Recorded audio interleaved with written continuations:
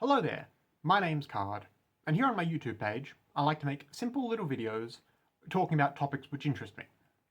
Today, I just wanted to talk for a little bit about the American comedian and television presenter Stephen Colbert, and in particular, the phenomenon of people watching his brand of comedy and failing to recognize that it is in fact satire. For context, just in case anyone watching this doesn't already know, Stephen Colbert is a comedy writer and TV host who became well known as a recurring correspondent on Jon Stewart's news comedy series The Daily Show in the early 2000s. He, and the character he played, became so popular, he eventually got his own spin-off show called The Colbert Report, which was a satire of conservative news and current affairs shows like the one longtime Fox host Bill O'Reilly used to have. The whole premise of The Colbert Report was that Stephen Colbert's character, who was also just called Stephen Colbert, would report topical news items as an over-the-top parody of a GOP Republican-aligned pundit. The intended liberal audience for the show understood that Colbert wasn't really the character he was playing, but a shockingly large amount of conservatives consistently failed to understand that the Colbert Report wasn't meant to be taken at face value. More than a few elected Republican officials got burned publicly commenting as if something they saw on the show was serious. And anecdotally, judging by the sort of discourse that was floating around the George W. Bush-era political blogosphere, I think a not insubstantial chunk of the Colbert Report's audience might have been regular conservative-leaning people who might have understood that Colbert was being over the top for comedic purposes, but they still just plumb didn't pick up on the fact that he and his writing staff were liberals through and through, consciously making fun of the worldview their show gave voice to. The Colbert Report wrapped up in late 2014, so pointing all this out now doesn't really help anyone directly. But I think there's still a lesson to be taken away from all this. The Colbert Report wasn't the first time that brand of satire had been done, and done to great effect, and it surely won't be the last either. And if or when there's ever a real spiritual successor to the Colbert Report, that's practically a given already that at least some people are going to fall into making this exact same mistake. Please just keep it in mind so it doesn't happen to you. And don't think that just because you're a savvy media consumer means that you're immune to making this sort of mistake either.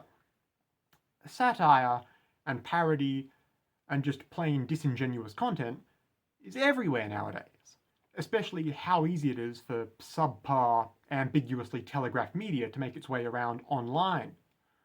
Check and double check what you're looking at to make sure you're not taking a parody of something at face value, especially if it's political stuff that may seem to confirm your pre-existing biases.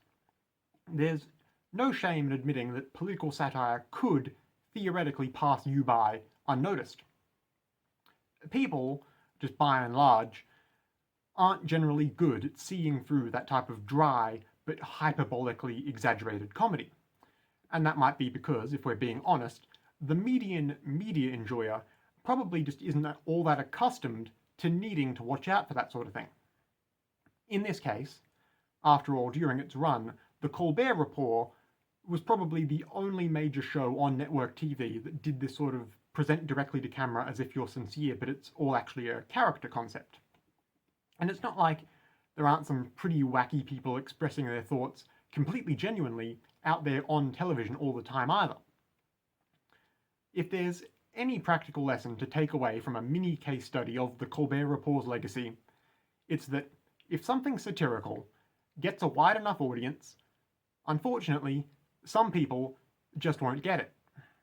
You can decide for yourself if this makes Stephen Colbert and his writers and people like him poor satirists or great ones. Once again, either way, do your best not to become the one to next swallow the bait like that. But while I'm on the topic of Stephen Colbert's satire, specifically today, there is one other thing I wanted to talk about that I might as well add here as something of an addendum. As I mentioned earlier, the Colbert Report finally ended in 2014. This was because Stephen Colbert himself, the actual real person, moved on to a different project. He was offered and accepted the position of the next host of The Late Show for CBS Paramount. Now, objectively, Colbert's Late Show does have some of the highest rating on TV, and some of the most consistently high viewership figures. But, to put it very bluntly, many old fans of the Colbert Report, as well as a whole lot of people with opinions online, will tell you they just don't care all that much for the new show. I personally would agree. I don't think the Colbert Report concept would have been indefinitely sustainable either, but I still can't say I like what Colbert shifted to doing. It could just be that I don't like late-night talk shows regardless of who they're hosted by, but that's neither here nor there. Point is, a lot of people, including me and perhaps including yourself, don't really like Colbert's Late Show. And one of the most frequent opinions about it you hear is definitely some variation of the claim that the man basically only does one bit half the time now. GOP bad, Conservatives bad, Trump bad, and so on. And he doesn't do it with any real clever satirical spin like he used to either. And even if you think that GOP bad, Conservatives bad, Trump bad is completely correct, you have to acknowledge you can't just do one bit over and over every night for close to 10 years now and not get stale. Saying that the Late Show Colbert only has one joke is a bit of an exaggeration. But hey, like all good hyperbole, you use it to make a point, and we know what the actual point there is being made and why there's a kernel of truth to it. There's not necessarily anything wrong with a show having a partisan political viewpoint that it pushes. But when a show does that, especially when it does it quite excessively, we, everyone else who might see any of it, are allowed to point out how unfunny it's likely to be a lot of the time. Now, Colbert's Late Show is definitely not a work of satire. But here's an idea I just wanted to throw out there today. Have you ever tried watching it while just choosing to believe it is actually one big parody? I have a handful of times, and it does make it much better. Seriously. When you see a show, a series, a comedian doing that kind of milquetoast political humour, just simply pretend that's the joke. When you see Late Show Colbert, say, struggling through his 2016 US election live show, or doing a Busby Berkeley chorus line about vaccines, it becomes a lot funnier if you simply treat it as if it's a sort of faux liberal version of the Colbert Report.